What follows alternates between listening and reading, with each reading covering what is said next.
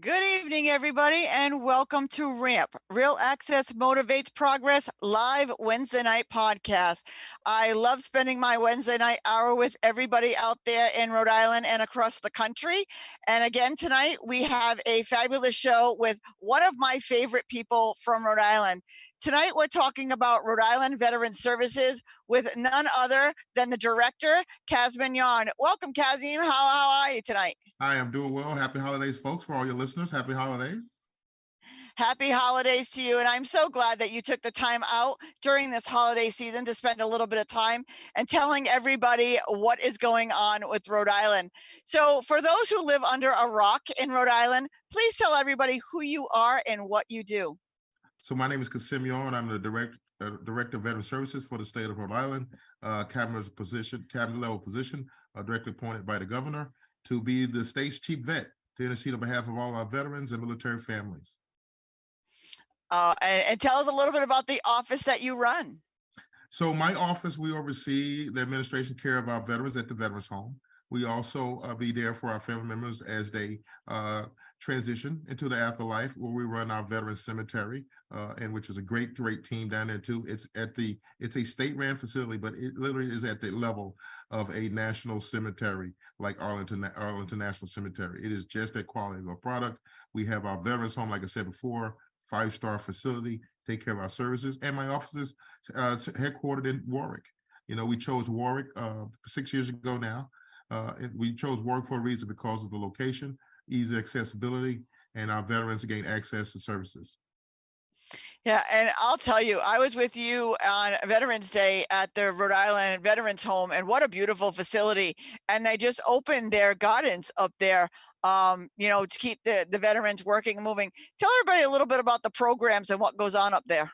So we have our activities department, but to return to our Rhode Island Master Gardeners Association, URI, they done a phenomenal job. They did all private sector fundraising to bring a greenhouse to our veterans, giving them another source to do activities, to interact with for growing things, and I look at our Rhode Island Master Gardeners or URI.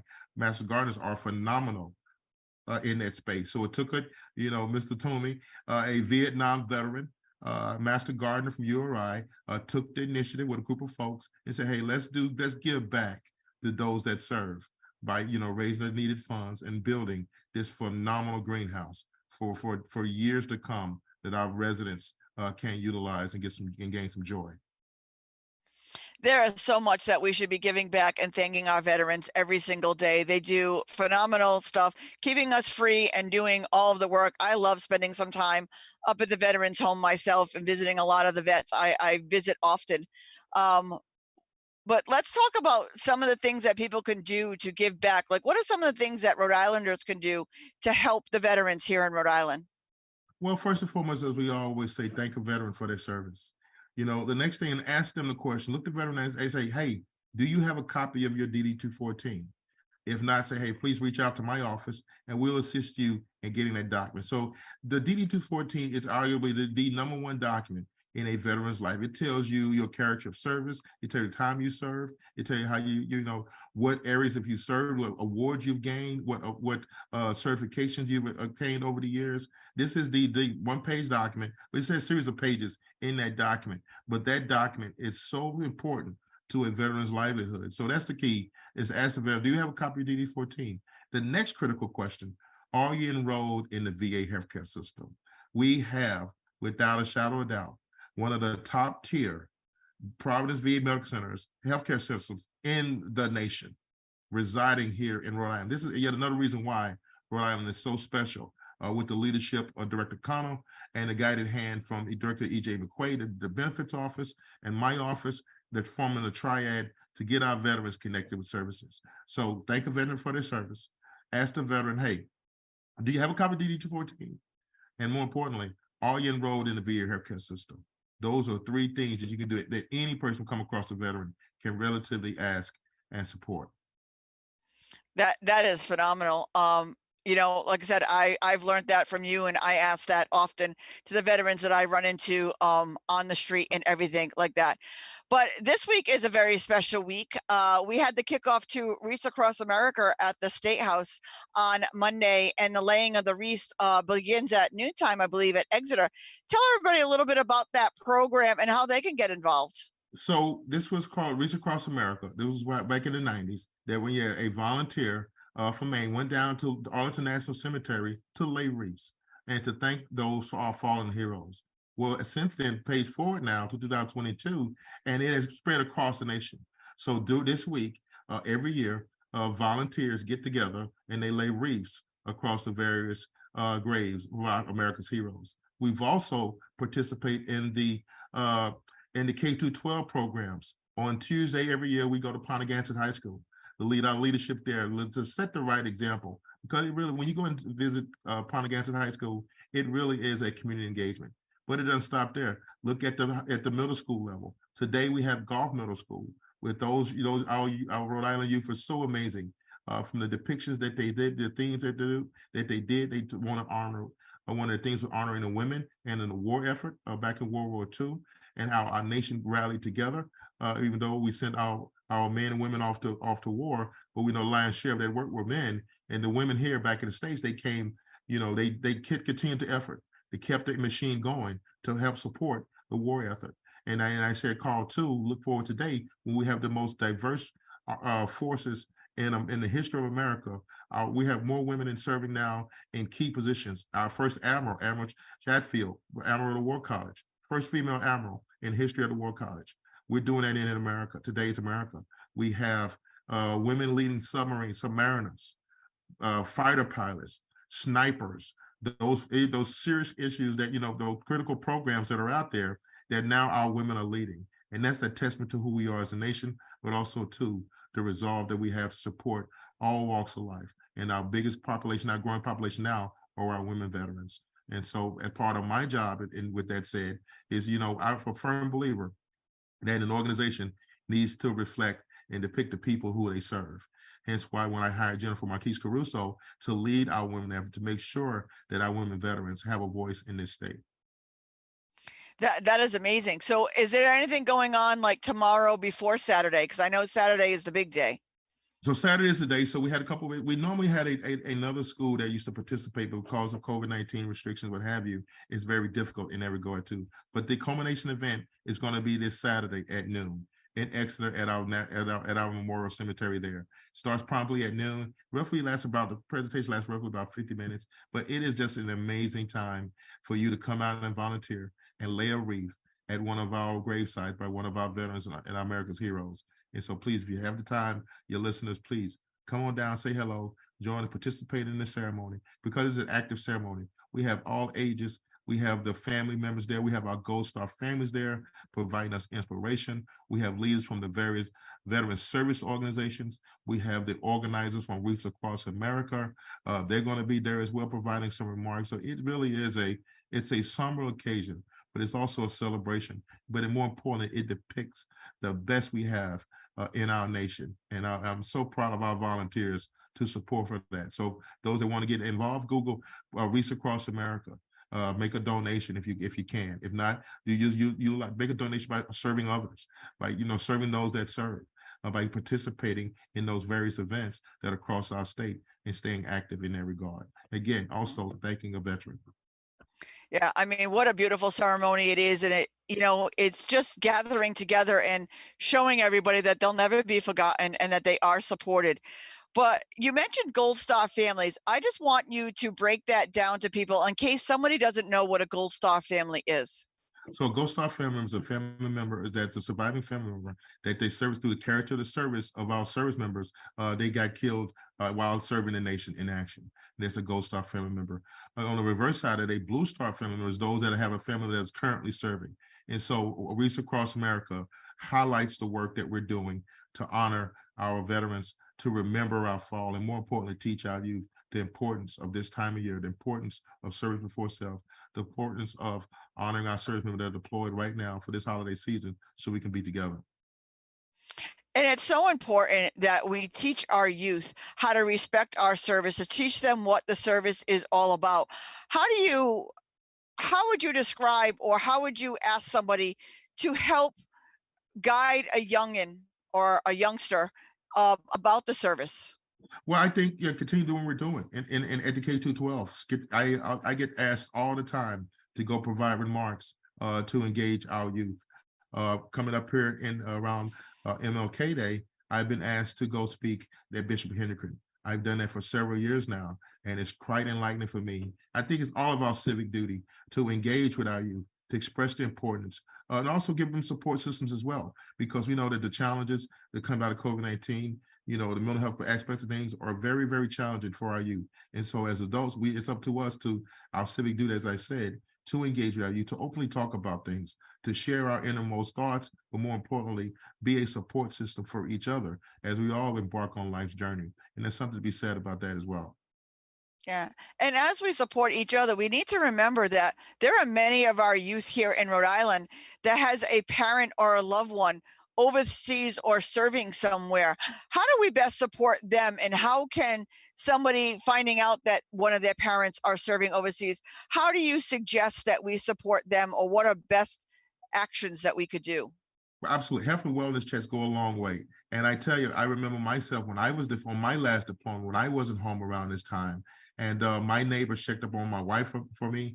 We had a snowstorm. They came by and helped plow and remove snow removal. And so it's a real community engagement. It's those actions and those deeds, those acts of kindness that goes a long way in the community. So again, like I said, thank you for the service, but also to engage, helping a veteran out too. We have with our Rhode Island National Guard, through the work of the Lieutenant Governor's Office with Operation Holiday Cheer, sending off care packages. So another way you can get involved too and get engaged is to reach out to the Lieutenant Governor's Office to see, hey, can you submit any, is there still time to send a care package off to one of our service members that are deployed downrange? Again, there's a plethora of opportunities to get engaged too. But again, it starts at home, just by your neighbor, next door neighbor, by thanking them for their service, lending a helping hand, doing a health and wellness check. Ask them, do they have a copy of DD 14? Ask them, are they enrolled in their VA healthcare system? Connect with my office if you have any concerns, or if something doesn't look right, one of our veterans that you checked up on in a while, and they're not very, very, very reactive. And then especially this time of year, we know it can be quite stressful in that regard too as well. So lose this as a support system, to act as a support system, to be that first responder in your community, to intercede with your neighbor. The governor talks about this all the time. Check on your neighbor periodically. We check on them and all the time too as well. And then because it's important, especially this time of year. Oh, absolutely. And like I said, while their loved one is overseas, make sure you're checking up on their family, their wives, their children, their husbands, because it's the wives that are overseas. So make sure you're checking up on their family. That's one of the most important things. But you touched on something that, striking home today is suicide, especially veteran suicide. And there's a new 988 number, but there's actually a better number for veterans. Can you talk a little bit about that and tell veterans how they can get the support that they need? Oh, absolutely. So again, kudos to our congressional delegation as well for leading this effort in Congress in partnership with our nationwide call for action to address suicide. And our federal VA partners have been right locked in step at the leading that effort too as well. So 988 was making it easier for everyone to gain access to a phone call and press 1. So if you're veterans, you have a list of numbers, but 988 and press 1. If you're a veteran or military family, it's so critically important that you utilize that number if you need it as a resource to assist, because we know that to address this mental health, to move the needle, we got to have, getting help looks different for each of us.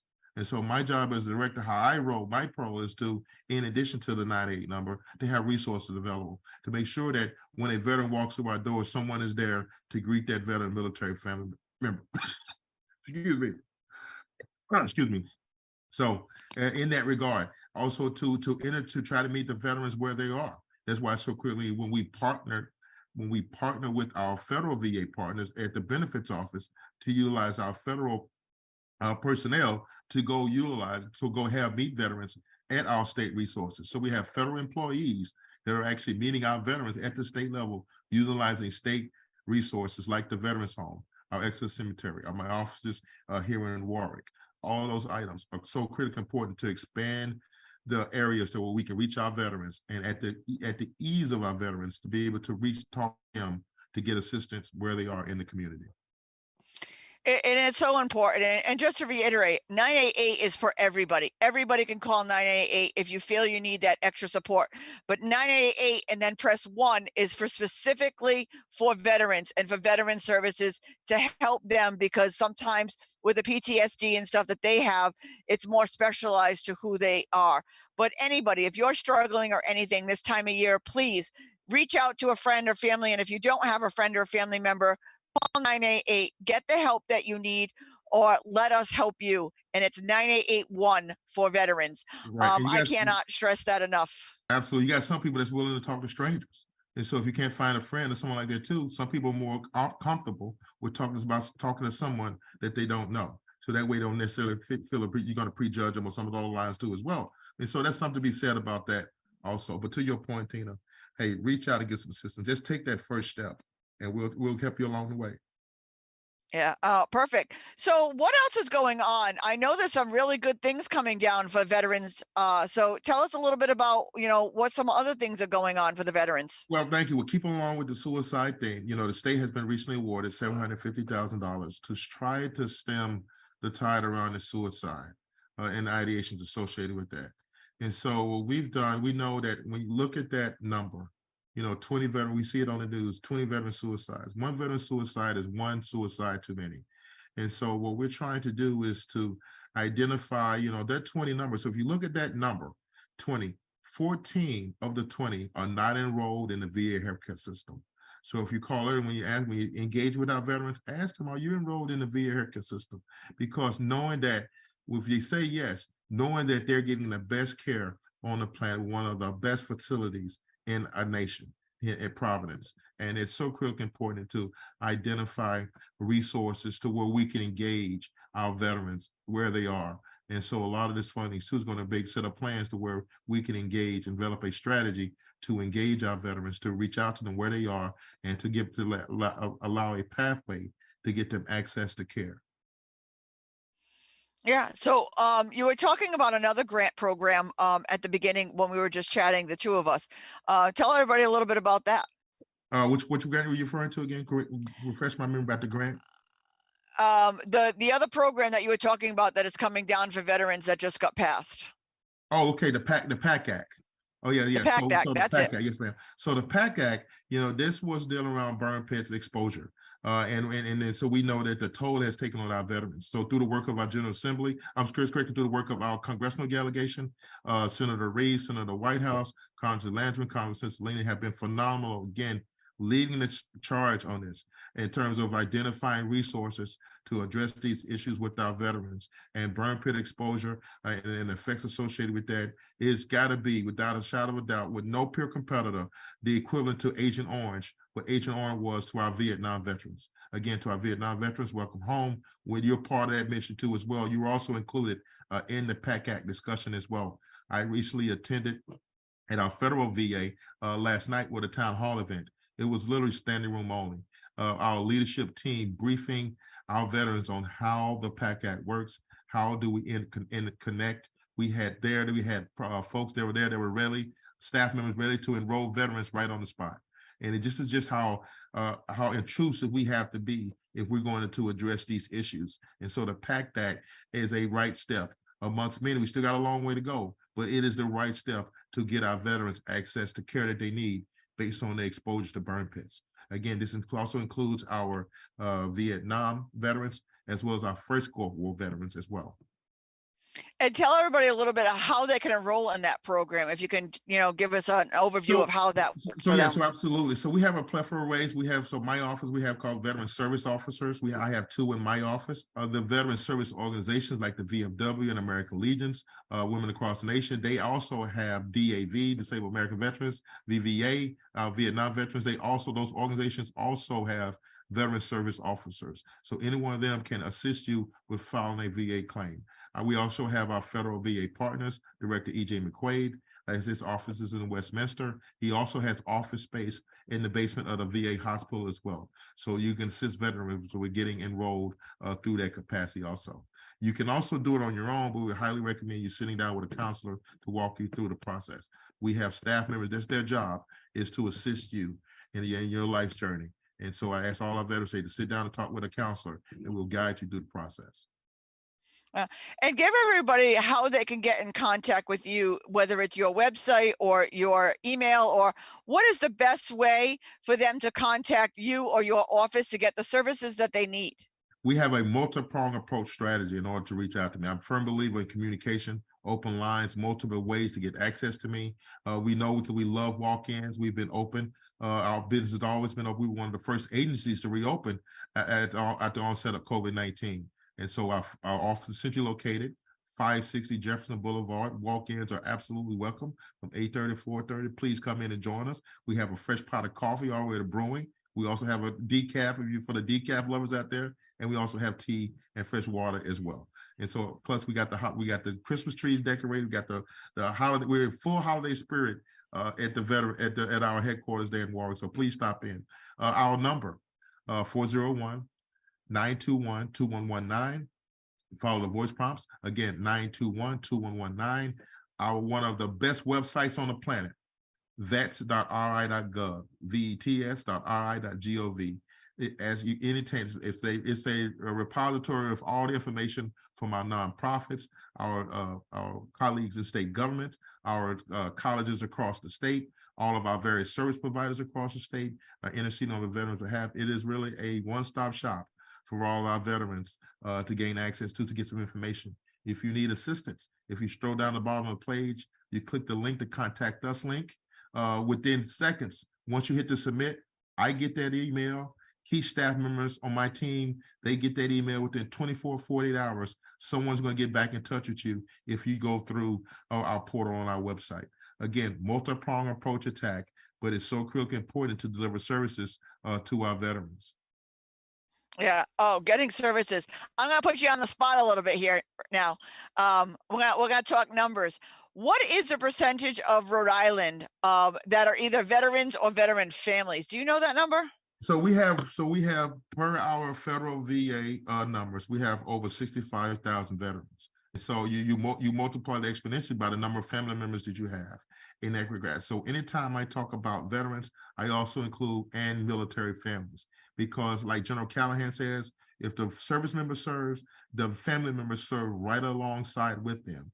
And so in addition to me providing services for our veterans, I also got to provide similar services and counseling to advise them, their family members as well. We know that 80% of our veteran population are over age 55. We're getting more calls from the children, the siblings of mom and dad that serve, getting access to as they transition to and need some assistance with that as well. And so my client is also serving them also.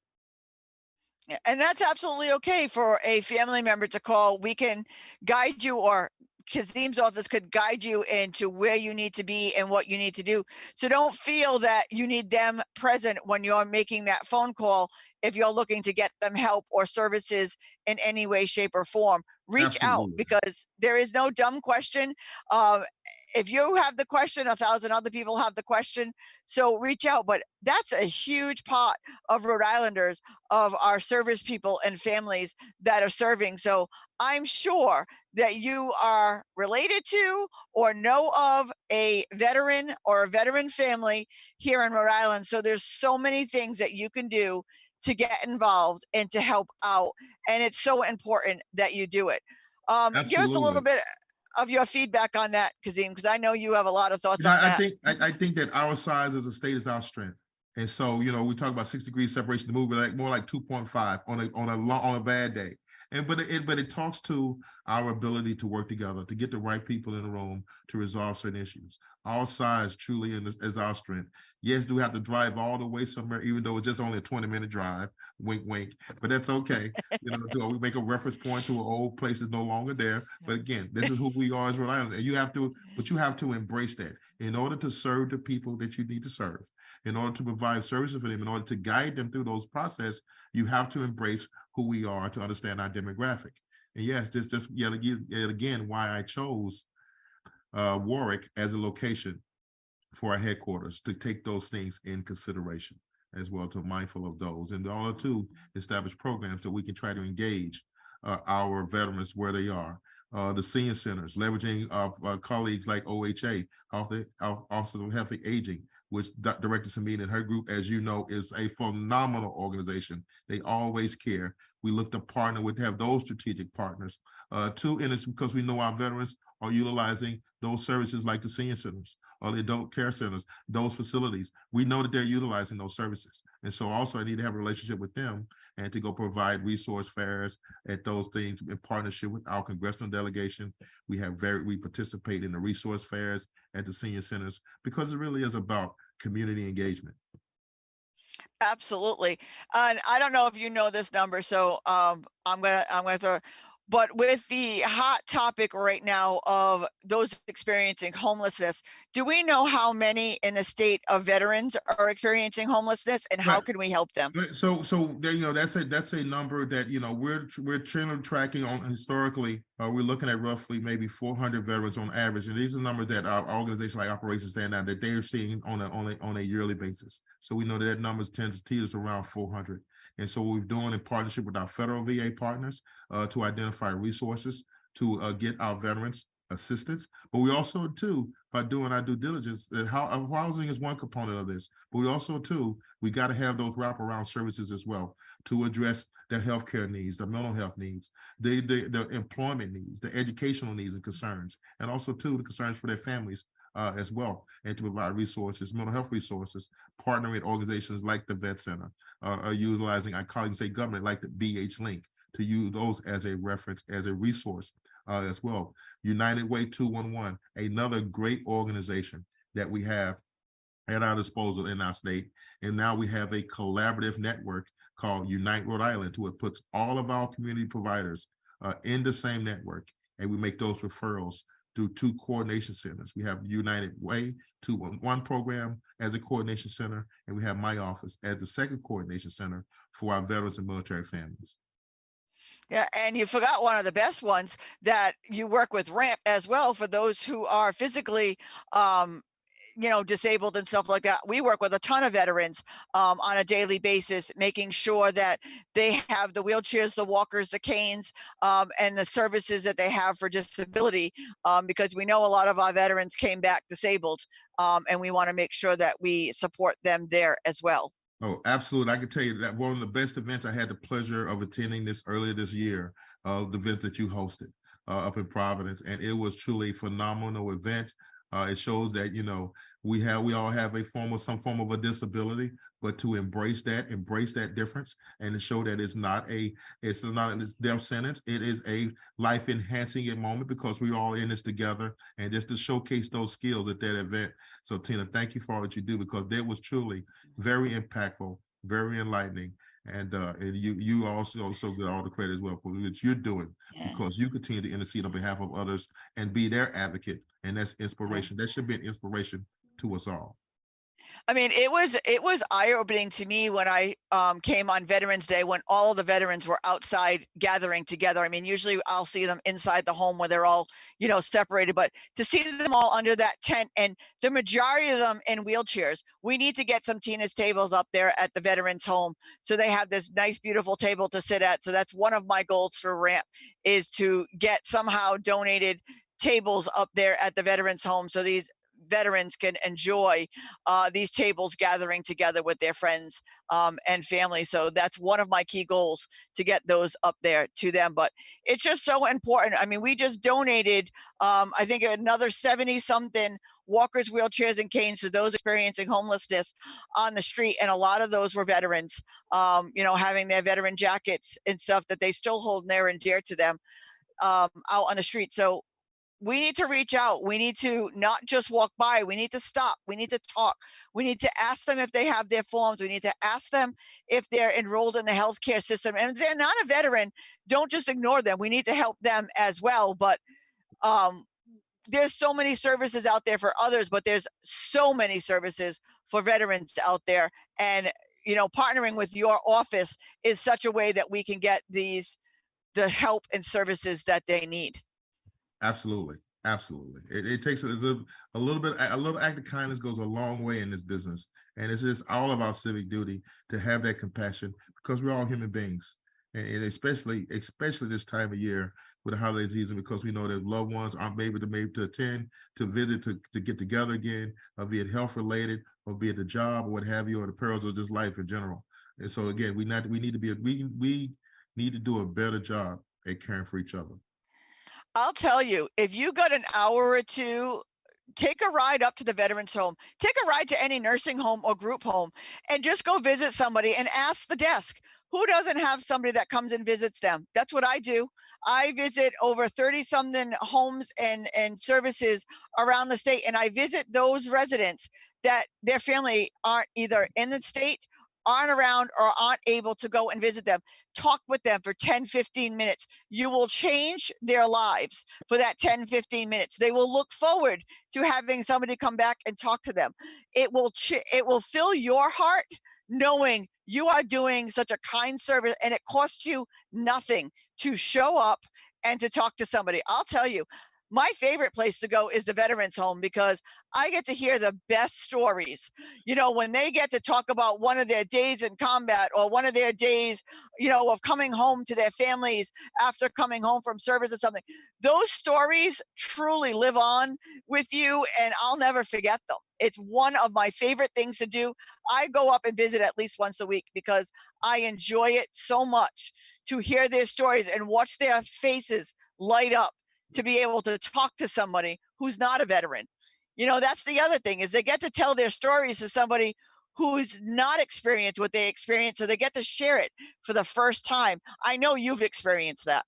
Oh, absolutely. But again, this is why Reach Across America is so critically important, that talks about to that point. You know, it starts on Monday with our Funeral Directors Association. Again, special thank you for them. They have a prestigious ceremony at the State House, but more importantly, Ponagansett High School and Gulf Middle School. You know, our youth are so amazing, and to engage at that level and to see those stories that they put together.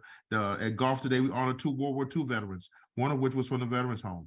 You know, and it is talked about, you know, having that engagement. You know, it's because it should start at the grassroots level, to, you know, the teaching our children the service before self, you know, sacrifice, you know, our service member leading this nation, you know, true America's heroes, you know, and to participate in those events, Reach Across America in our schools.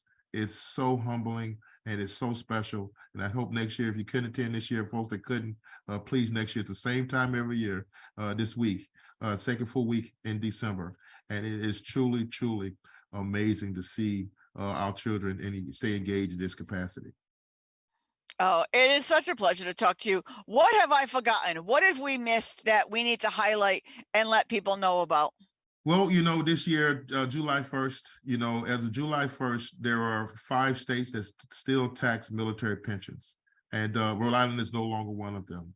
Through the work of the governor's office and our General Assembly, you know, they changed the trajectory and increased that momentum. So as we turn the page, we close the books on 2022, looking forward to 2003. Our goal is my office, we work with the governor's office and the General Assembly, is to continue that momentum, to listen to our veterans, to provide resources, to identify where some seams are at, to fill those gaps, to work together, to intercede on their behalf, to communicate effectively, more effective with our federal VA partners, to have an active presence, to have a voice in all 39 cities and towns. That's just so critically important to our mission and to stay engaged. So as like I said, as we turn the page on 2022, my job is to stay engaged and to utilize those resources and to intercede on our veterans and military families and talk to our local, state, federal leadership to do that. Oh, I am so excited. Give us your contact information again. Give us the website and the phone number, just in case anybody missed it. Yes, ma'am. Absolutely. Our website, vets.ri.gov. Our phone number, 401-921-2119. 921-2119. I almost slipped to give you my personal cell number, but that's okay as well. So my direct line, 921-0411. So, you know, that's my direct line as well. So 921-0411, that's my direct line to my office. And so feel free to reach out to me anytime you want, and we'll connect you with services, important role with all of our community partners as well. And it's such a pleasure. And thank you so much for everything that you do for the state of Rhode Island. And this is now why everybody else now knows why you are one of my favorite people in Rhode Island. Anytime you call, I will always be there above and beyond whatever you need. I am there for. You are just one of those people that, I will do anything for because you're absolutely amazing the way you take care of our veterans. So thank you so much for Tina, you're not the everything that you do. you know. I say you say that, but you also got to turn look in the mirror and yourself in the mirror as well, because you are our number one, our key advocates for those living with disabilities, and I'm always there every step of the way. Anytime you need me, you know I never tell you no. I just got to work it out into the schedule and support your mission and all your followers as well. You are literally an inspiration to me as well. You're also one of my favorite people in the state of Rhode Island as well, because of what you do, what you continue to do, who you aspire to be, and more importantly, how you inspire others. And that's important and that's special. And this is just a true testament of people working together and truly admiring, what each other does is how things get done. It's working together, because I don't know it all about veterans, you don't know it all about disability, but us working together, we can solve it all for the person who needs it. And that's what it's all about. So thank you so much, Kazim, for taking a little bit of time out during this holiday season and talking to us. And I look forward to, I am going to do anything in my power to get there on Saturday. But if not, I'm there with you in spirit on Saturday. But I will see you at the Veterans Home, as I usually run into you while I'm down there. So I will definitely be running into you very soon. So happy holidays to you and yours if I don't see you. And thank you so much for being a part and doing everything that you do. And I'm looking forward to our next picture together, because every time we meet, we always got to do our photo together. So I'm looking forward to the next opportunity. Yeah, one of these days I'm going to put them all together, and I'm going to put Tina and Kazim through the years and all of our pictures that we have together. And that will be a bestseller, guaranteed. See that? We should sell it and make money for veterans. We'll be all set. That's how we're going to get our tables up there. We'll split. We'll do half of veterans and half those who are dealing with disabilities. How's that? Yeah, there you go. We will make sure we take care of that, and we are all good. So thank you so much. And like I said, hopefully I'll see you Saturday. If not, happy holidays, my dear friend. God bless. Thank you all. And I welcome everybody to join us next week when we will be talking to AARP, another great organization here in the state of Rhode Island that we work with on a daily basis. So I look forward to talking to AARP and their advocacy group, which I am part of that as well. So as I always say to all of you, happy holidays, have a great week. Support a veteran, make sure you're thanking them for their service, and don't just sit there. Make a difference, everybody. Have a great night.